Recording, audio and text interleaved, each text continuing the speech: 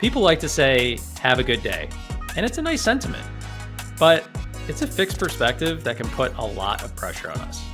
It's also really hard to define from person to person. What about instead if we ask ourselves, how can I have a better day? At work, at home, in life? That's what this show is all about. The Have a Better Day podcast comes to you from Boon, a personalized coaching platform that helps businesses everywhere to support the whole humans, which are their employees.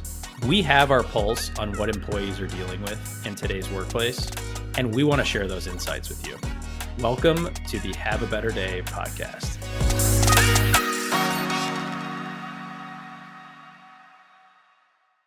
So, as we are observing Mental Health Awareness Month, it is absolutely crucial to recognize the mental health of HR leaders, which is often overlooked. So, these are people who carry a significant burden as they support the well-being of the rest of their company, and at times that can come at the expense of their own mental health. So today I'm really excited to be joined by Alex Seiler, who is an awesome, dynamic, experienced HR leader who understands firsthand the strain and compassion fatigue associated with the role.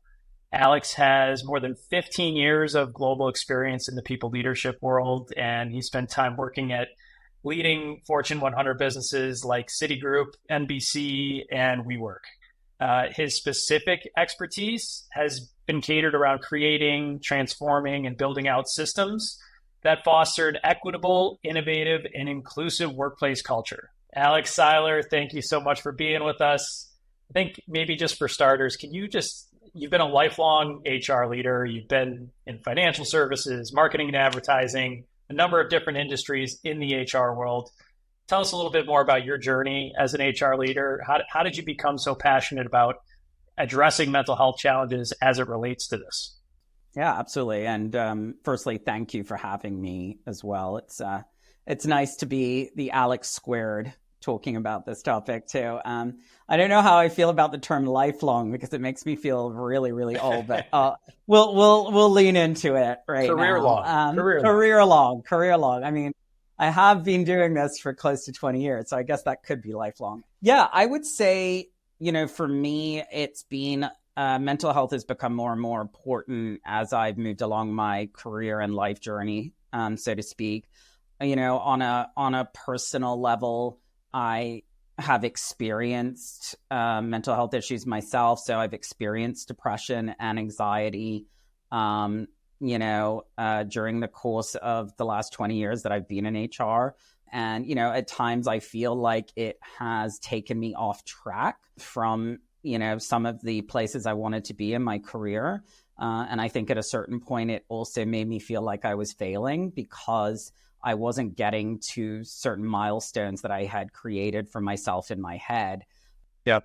And I really learned over time to let that go and not be so hard on myself and sort of take things in strides and celebrate the small victories. So it's been that on a personal level. I've also seen it show up in teams that I've managed, people that have struggled, sort of helping people through things that they were navigating in their personal life that kind of bled into their work life, and also sort of, frankly, some work trauma that people had dealt with previously that had carried over into their next job as well. So I've see it show up on teams and also within employees and leadership teams for that as well. And so helping people sort of navigate those issues, keeping in mind that, we're not therapists, but we also want to be there to support and understand. And I think there's a big differentiation between coaching versus therapy. And so I think we're naturally coaches, but we're not therapists. And then I think also going back to a more recent personal moment was, I lost my mom, 6 months ago, as we're approaching Mother's Day now. And, dealing with loss or knowing loss was coming and anticipatory grief in the workplace also affects your mental health. It makes it really hard to focus on what's happening in the workplace. Everything feels very trivial. So I also hold a special place for people that are trying to deal with different sort of issues while they're trying to work, whether it is bereavement, caregiving. I mean, the list goes on. Yeah. There's so many different things that people are dealing with that just because we're not asking about them doesn't mean they're not happening behind the scenes. So those are the reasons that in particular, it's really been super important for me. Well, first of all, I'm so sorry to hear about your mother, and Thank you. that is your first Mother's Day. Wishing you all the best, and thank you so much. Thank you so much for showing up here and being vulnerable and being able to talk about the personal challenges that you've experienced. I think I always talk about one of the silver linings of COVID was that it really did make the stigma around mental health. I mean, it still certainly exists, but the idea of talking about personal struggles, I know I'm somebody who's dealt with at some points crippling stress and anxiety on a day-to-day basis. So hence starting Boon, a company dedicated to bettering people's personal and professional growth, something that is deep and near and dear to my heart. So I appreciate you showing up and being vulnerable about that. And I think, even the piece that you talk about how almost tying certain career milestones to have that tie to a fear of failure, or, I didn't get to this certain career milestone and that's causing me to be XYZ. I think something that I've struggled with at Boon is like tying my identity to what I am building at Boon and tying my identity to whatever I am doing in my career. So does career success equal my identity? And I think a lot of employees have their own version of that story.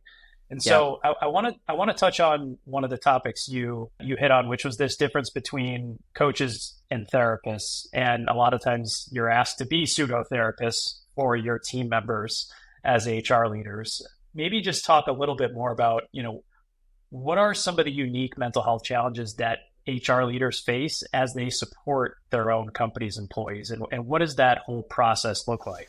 Yeah, I think, it obviously varies so much in terms of how it can show up. It's really run the gamut in terms of what that can be. Like I mentioned, bereavement, people can have miscarriages.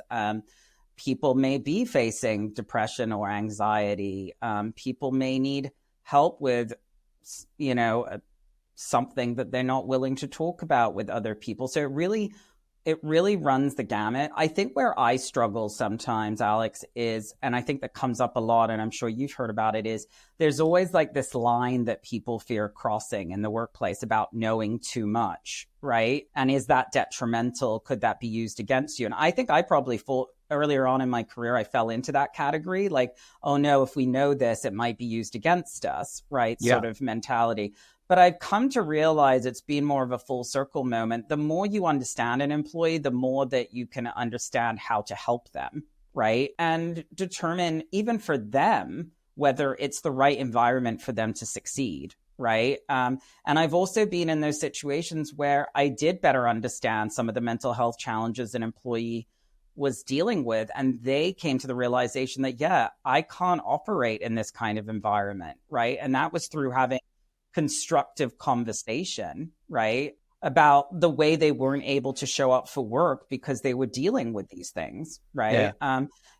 In the midst of everything going on with my mother last year, I decided to take a sabbatical because I know that I needed time, and I couldn't sort of go into a new job, knowing that I was focused on what I felt were far more pressing priorities at the time, and that my head wouldn't be in the right space. So I feel like it's very varied. I feel like people struggle with what the line is. I feel like we need to remind people that we aren't certified therapists. We are coaches. But I do think that we can do more than just, dole out things like EAP, or it's just not like, let's not just make it feel transactional, right? Let's give people the resources, but also 100%. If we have experienced something or we've come across something, let's also lean into that so that we can feel relatable to the people that we are supporting. So I think it's challenging to be everything to everyone, but I do think that we've got comfortable just doing the bare minimum in this space for in some places. I do think certain companies, I really recently posted about it, are kind of going above and beyond, and I want to celebrate those victories during mental health Awareness Month, but it's still the lion's share that are not, and it feels very transactional. Their version of celebrating wins is, oh, we give people a mental health day, or we send people to EAP when they go, but they're not really understanding what the problem is. They've just put policies and procedures into place to make people feel better or make themselves feel better about it. And I want to come back to that in a minute, but one other thing you were talking about around like crossing that line and how you want to be that support system for folks, which, I mean, I found that we've actually hired a lot of former HR leaders as coaches on the Boon platform, just by virtue of HR leaders are naturally people who want to support others around them. And so the idea of becoming a coach is very attractive for a lot of HR leaders that I've talked to. They've gone through their ICF training. I guess one question I have is around confidentiality and employees coming to HR leaders to talk about, really sensitive issues. Do you see it as like a company by company policy? And is there like a generally accepted rule of thumb as it relates to employees coming to you with these topics? And, is it known that, hey, this is not 100% confidential because I'm part of the management team and part of the leadership team? Or is it, hey, I'm trusting you with this information? Or is that part of the line that we are crossing as part of this? So where does that fall into the conversation? Yeah, it's a really good question. And it's a tough one. And it kind of does operate. I don't know if it's company by company or whether it's sort of case by case, depending on the situation. I think sometimes things can be solved for, depending on what it is, in a conversation with an HR leader, right? Yep. It doesn't need to go beyond that. But obviously, that might be something that's a lot more simple or simplistic to figure out, right? Other things are kind of very layered and complicated. So it's hard to, figure that out, and may involve, bringing more people into the equation, right? I always advocate as best as I can, if it does fall into the latter, that being able to talk to your manager or direct supervisor about it is helpful, so they get a better understanding, especially if it feels like it's impacting performance and your manager doesn't know where it's coming from. It helps provide much needed context that might be missing, right? Yep. And so that's where I find it really useful. Sometimes, though, I also recognize that, employees don't always have the best relationships with their managers, and they don't feel like they can open up to them. So sometimes I also ask the question that if they don't feel comfortable, would they feel comfortable if I broached the subject with their manager first, to sort of tee up the conversation and also highlight what I would say, just so they feel comfortable about that as well, right? So I think there's different approaches to it, and you really need to analyze the individual situation. But I do think that sometimes leaders can be a little trigger happy about making sort of fast and hard decisions without knowing the context. And I'm such a huge context person, right? If you see somebody who's been doing well, all of a sudden is struggling, and it's very out of the blue from their standard performance, instead of saying, hey, this is a problem, we need to think about exiting this individual, why don't you just ask why, right? And I think sometimes that's because it involves more work. And I'm not saying that not necessarily that all people are lazy, but it's more challenging to figure out the why, right? And sometimes some people aren't willing either to put in the work and the effort, or they don't think, going back to what we talked about before, they don't think they can cross the line. So they're just worried about how to navigate it. But I do think that is something that I've seen show up in the workplace more and more. It's easier to make a snap decision than ask about the why. Yeah, 100%. And I mean, I've seen it, there are tons of stats and data out there about the top reasons why employees are typically leaving their organization is due to their relationship with their managers. So, if they don't feel like they have that safe space to be able to talk about what's going on, that's one of the biggest reasons why Boon exists at organizations, is like, hey, our people need safe spaces to be able to process what's going on in their lives in a place where it doesn't feel like it's, everything is coming back to the Eiffel Tower sort of situation. So So that's definitely something we see a lot of. And then I want to come back to that point you made about this, celebrating the check the box initiatives, if you will, at organizations. And, obviously there's a lot of good things happening around mental health awareness, particularly in the workplace. And I think COVID really highlighted that for many businesses. I would argue that we also saw a lot of check the box type initiatives from several businesses where it was, hey, look at us, look at the latest and greatest benefit that we have. We have this new meditation app that you can download. We have EAP, and it was more about highlighting all of the resources that you had versus necessarily highlighting what was actually creating impact. Correct. So how do you think about this evolution and how that's taking place? And I guess how have we gotten to this point, and what is the trajectory? Where are we going?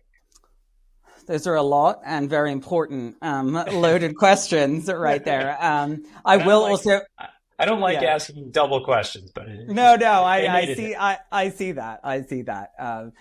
I think the Alexes have that in common. I will just touch on before I answer that to your point, though. Yeah, I actually posted or reposted something the other day on my LinkedIn that specifically that stood out to me, which was this quote that your manager has more of an impact on your health than your doctor does. And it's true on a day-to-day basis, that is the case, right? Yep. So I completely agree with you on that sentiment. As far as this sort of check the box, I think where I've landed on it or where I've come to on this is, look, there's good intent. Don't get me wrong. I think everyone is exhibiting good intent by putting these policies and procedures into place. And but to your point, what it now kind of reads as is like it's done to also safeguard and minimize any risk for a company as well, versus what are they doing to proactively engage and help their employees when it comes to these things, whether it's through training, whether it's through daily dialogue and conversation within team meetings. I mean, whether it's talking about it in company-wide all hands, like what are you doing to engage in more of a dialogue or training around these things versus it just being wrapped up in a policy, right? Yep. So I think that's where I think, the conversation needs to change more widespread. It's happening in certain companies, but it's not happening across the board. And I think for some people, it's the fear of the unknown. And again, having conversations that they might feel uncomfortable about, or maybe they've not experienced. But I would also say, even if you've not personally experienced it, I'm sure you have somebody in your network that, or your personal life that has. So it has affected you in some way. I think there's also the opportunity, to really, I think when people think about mental health and putting together a health and wellness strategy, they find it really hard to figure out where to begin. And I think it can become sort of analysis paralysis. I know at the last company I was at, when I put together a strategy, I was very clear with our leadership team that we needed to be focused and intentional. Otherwise, we wouldn't achieve anything. So we created a wellness week, that happened in July where everyone was off, so that, it was truly a way to decompress, and where nobody was emailing you. So you didn't have to worry about coming back from a slew of emails. And because it was a business that, where some people had very busy seasons and some people didn't, it was a way where everyone truly disconnected. We also provided, mental health benefits at no cost, right, to the employee, and we did a couple of other things as well. But it's kind of doing fewer things that have, you mentioned impact. That's what's more important versus doing a lot of little things, and sort of what I like to say, throwing spaghetti at a wall, that just becomes kind of scaffolding. So, and also making it part of the arc of your people strategy. If you only do it once, it becomes a one-time event and it doesn't stand the test of time. Right. Yeah. So I think that's kind of what I've noticed in the past, where people are like, oh, well, we did this 5 years ago. Okay, well, you're not doing it today. So it's not really stood the test of time. So I think that's the other thing. How do you make it part of your DNA as a company as well? And then the other thing I would say is the trajectory and where we are, going to your point on that, is, I think the key difference, I'm not saying anything mind blowing here, hopefully not, and maybe borderline cliche, is we operate in such a different environment since the pandemic. I mean, we didn't have the level or close to the level of remote or hybrid jobs that we did, a few years ago to what we do today. And so with that, you also don't have the ability to see people in person as much. You don't have the ability to see people's reactions. Some people put their camera on in a meeting, or their video on, some people do not. I mean, it's really hard to gauge how somebody is doing. And then if they're not somebody that's naturally one to open up, and the fact that you can't see them now, it makes it really hard to get a pulse on where somebody's mental health is at, right? And to engage them. So I think that's really the big differentiator. And I think why it's so important, because you need more touch points to get to the heart of how somebody's feeling. 100%. And I think it's still crazy to me to think that you have an entire new generation of employees who have, in some cases, started working at their organizations and they've never met anybody at their company. Like that is crazy to me. And, you think about your managers having a bigger role in your overall health than your doctors. How about if you've never met your manager before? And how about if you've never met that just added level of anxiety around the entire thing? Well, am I building connection? Am I doing any of these things to, set my career trajectory on the right pace? That level of communication and connection has just felt so much more difficult. And I think that point is also tied into this generational gap that we're seeing, which is, how are the boomers treating this versus some of the younger millennial and Gen Z type leaders that we're seeing.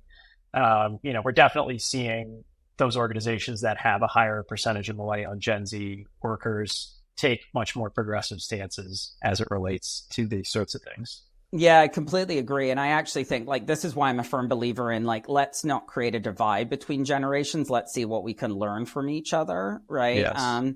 Because I think that people are prone to being and I mean, I've even done it. I think in my experience or in my day, we did it this way. But what I've tried to see is there's things that maybe even I don't agree with that are classically part of my generation. But there's things that I find interesting and I'm on board with another generation. And I think one of the things that's really exciting to me about Gen Z is, they're very open. They're not only open about talking about mental health, which I think is great because we'll get to the point where there is no stigma attached to it at all, hopefully.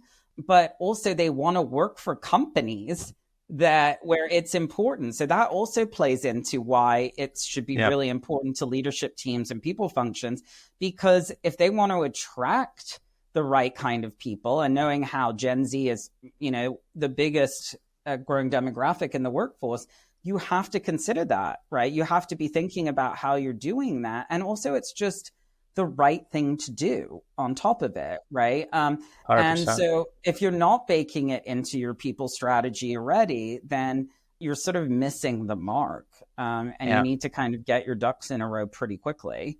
100%. And so I want to pivot a little bit towards, you mentioned a couple of topics that employees would be coming to you for, whether it be, struggling with their bosses or there's something going on in their personal life. You're kind of serving as that de facto person that they're coming to in certain instances. Yep. Something that we heard a lot from our coaches throughout our platform across COVID primarily was just compassion fatigue. Mm-hmm. People are coming to me for anything and everything. Yeah. What does that look and feel like? And really, how does that have an impact on my overall well-being and effectiveness as an ability to support you when I need to? So is compassion fatigue something that you felt? Is that something that you've seen pretty prevalent throughout COVID and just more broadly in the HR space? Absolutely. 2000%. Yes, across the board. And people in my network who are CPOs and friends have expressed the same thing as well. I think the last couple of years have been really challenging in terms of dealing with the unknowns, taking on more work than we ever had, where capacity is such a struggle and such a pain point. And I mean, there's been fatigue across the board in our jobs. The things we hear, people have change fatigue, people have compassion fatigue, people have survey fatigue. I mean, there's fatigue on so many levels, right? In so many different dimensions of sort of an HR person's job, because we cover so many different elements.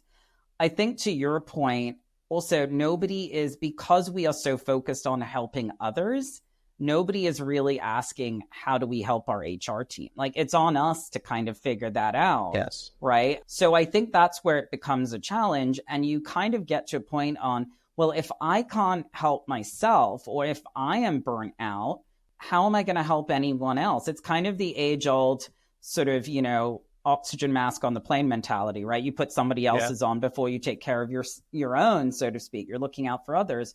But there is a point where that becomes really, really hard to manage, and you become highly burnt out. I'll use myself as a good example. What happened with my mom last year, you get to the point of being like, how can I be there for other people? Like, when I can barely be there for myself, and I need to be there for her as well. So, you've got to be able to show up for yourself and show up for the people that are important to you in your life before you can show up for leadership teams and HR teams as well. So you need to be very honest about where you're at in your mental health journey and what you're dealing with as well. And 100%. I would say what I also learned and took away from that, and we kind of alluded to it at the beginning, but I think it's so important. If you are an HR or people leader who is not practicing self-care, you need to change that straight away, because you talked about sort of breaking down or figuring out, is my work identity my personal identity, and vice versa. And I also felt that way. And I realized, what? I need to spend some time filling my cup with things that give me a sense of purpose that are outside of work. And that was a huge game changer for me. And I recommend it to anyone that's not doing that already.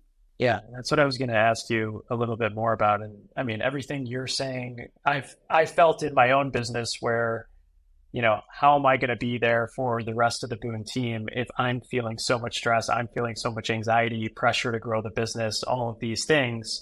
If I'm crippled by that, how am I supposed to show up and be an effective manager to my people? Yeah, different absolutely. Sort of way, but a lot of parallels there. So how do you think about making sure that you are intentionally creating that safe space for yourself to be able to take self-care? And, what does that process look like for you? And, what advice do you have for other HR leaders out there going through similar things? Yeah, I would say, I think that for me, and I guess, I would say it's a one size fits one, not a one size fits all in terms of what works for you. Specifically, what's worked for me is, first of all, working out consistently, and having a routine. Routine is really important to me. Working out with a trainer a couple times a week in the past has been super helpful, because I know I'm sort of accountable to seeing that person a couple times a week. And it frankly does more for my mental health than it does for my physical health. I think the endorphins just play a huge part in it. For me, also cardio, walking, kind of being in nature, hiking, those sorts of things also give me a lot of joy, and the vitamin D that comes with it as well. I also find, for me, therapy very helpful.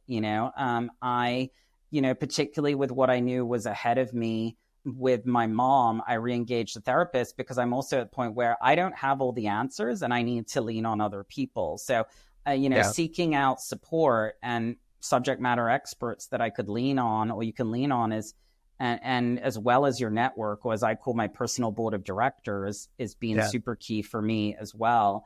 And then the other thing I did last year that I'm thinking about sort of doing again now for the rest of Mental Health Awareness Month, actually, is I did some free career coaching for people that had been displaced in their jobs. And I found that I got a lot of gratification from that, because I was able to have a sense of purpose, but also give back to people. And also it created some accountability again and structure in my week while I was going through a sabbatical, or doing a sabbatical. So I'm thinking about doing that again, because I didn't think, we'd still be in such a, well, I didn't know, to be fair. I wasn't sure whether we'd still be in such a tough place as far as the market goes, and trying to find a job. And I feel like people are really languishing at this point, which is why I'm thinking of doing it. So that really made a big difference too. Yeah. And I totally agree that it's one of one, and you got to find what works for you. But I think the biggest step is how can you really be intentional around finding some of these things that do serve as that safe space for you and really just kind of structure out, okay, well, what do I need to do to make sure these things are happening in my day Yeah. to day? Yeah. Those are awesome nuggets. And then I guess for the HR leaders out there that are thinking about like, okay, what are the most actionable steps that I can take back into my organization tomorrow around, whether it be trying to do something scalable for their team or whatever that looks like across their company. What advice do you have to those people leaders out there? Yeah. And I'm glad you asked that question because I'm a big sort of practical takeaway, not just theory person. So I struggle whenever I see, go to conferences and it's just all theory, or I read books that are in the same vein. I'm a big practical. So a couple things I would say out the gate. If you've not been talking as an HR leader, if you've not been talking to your leadership about these topics and you've not been talking about creating a health and wellness strategy with them, start doing that and figuring out how to weave that into your people strategy. What does that look like? And again, just come up with a couple of things that you can operationalize and will have long-term impact. And also, find alignment and agreement with your leadership team that these are things you're committed to doing long-term. Because again, if these things go well and employees appreciate them, if you don't do them again, people don't appreciate that. And it comes across as performative, right? So you want it to be something that stands, like I said earlier, the test of time, right? Yep. Because people don't like things that are taken away from them. So that is a really big one. I think make sure you're having ongoing conversations with your HR team and even thinking about how you can help them, again, be better coaches, not necessarily therapists. And what training could you provide to them so they have comfort around having conversations? So you're not the only sort of go-to person in HR that operates like a coach, right? You need to have other people around you that are serving up in that capacity. And so things like mental health training, that is a mental health aid training is available out there. And I know a lot more companies are doing it. I read recently that Goldman Sachs is doing it for all of their senior leaders. They're going through it. So I just think there should be a baseline for HR folks and senior leadership in particular that you can try and offer as far as that goes. So I would start with training with HR and then thinking about what kind of training you can do in the business and maybe start at a particular level. I would probably say, listen, everything comes from the top. So maybe start there and work your way down. And because people just want to see actions behind the words as well. And then also take a fresh look at your employee handbook and your policies and procedures and see, hey, when was the last time we updated this? Is it still fit for purpose? Do we need to think about, what we could do better? What are other companies doing out there, and not just rest on your laurels? Because as you and I both know, the workplace evolves so quickly now. As soon as you put something out, it's like old news, right? So you've got to be looking at things like your people strategy and employee handbook on a regular basis. So Alex, I just want to come back to this idea where I know it's Mental Health Awareness Month, but I can't help but thinking about, my own personal story where I'm stressed and anxious on a day-to-day basis. A lot of that has to do with how can I be a more effective leader at Boone? How can I grow the company more quickly? How can I think about this tough conversation I have coming up with a colleague? My belief and Boone's vision is really kind of this intersection between personal and professional growth, and that in a lot of cases, every employee has their own version of the story that I just told. And so I guess what I'm curious about is how frequently are you seeing this intersection coming into play with employees coming to you with the challenges that they're dealing with? Or is it more mental health related? Is it more professional? Is it hard to separate the conversation in today's world? I think it is. I think the short answer is it is difficult to separate it because there's so many different variables, and your personal life is your work life is your professional life, particularly if your job is 100% remote, because you're basically working from a co-working space or your home or whatever it may be. I think that the challenges range, right? I still think there's some quote unquote traditional challenges of maybe how to work with your manager. Yeah. In terms of, I don't understand their style, or I don't know what they expect of me, or I'm really struggling with my capacity or how to speak to them. But I think the difference is now also, especially if you're in a remote job, you're not seeing these people across the table, right? or in a room. So you're not necessarily always getting a sense for any body language, and if you're kind of trying to avoid or not have a regular conversation, you're not even talking to them on video, right? Which makes it more challenging. So I think our modern day workplace for some people can make it a little bit more tricky to really get a pulse on how people are feeling. I do also think that, depending on how comfortable you are speaking to your manager, if you're not, you may be seeking out other people. The other thing I've noticed is people seeking out other people like that they trust within a business who kind of end up becoming these pseudo coaches to them. And they're not in HR per se, but, so I see a lot more leaders coming to me that say, hey, I've talked to X person. They came to me because they felt comfortable talking to me and they don't feel comfortable talking to my manager. To their manager.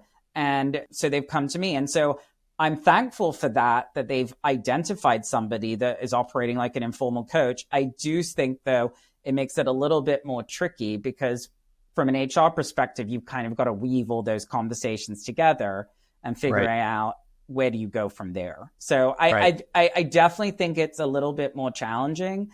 And I think trust plays such a huge role in it. And if you're not feeling that or getting that sense of trust from your direct manager, you may be seeking it out from other people. Those are some great nuggets. And I guess just last takeaway, Alex, where can our listeners connect with you for further insights? I feel like you have so many wisdom bombs to share. Where can we find you? I like wisdom bombs. I do a lot of truth bombs too. And I think Alex, that I'm very active on LinkedIn. So that's probably the best place to find me. Alex Seiler, Seiler on LinkedIn, or linkedin.com/IN/Alex Seiler. I love it. Yes. You got some spicy content on LinkedIn. I love what you have to say, and definitely worth a good follow. I can attest to that one.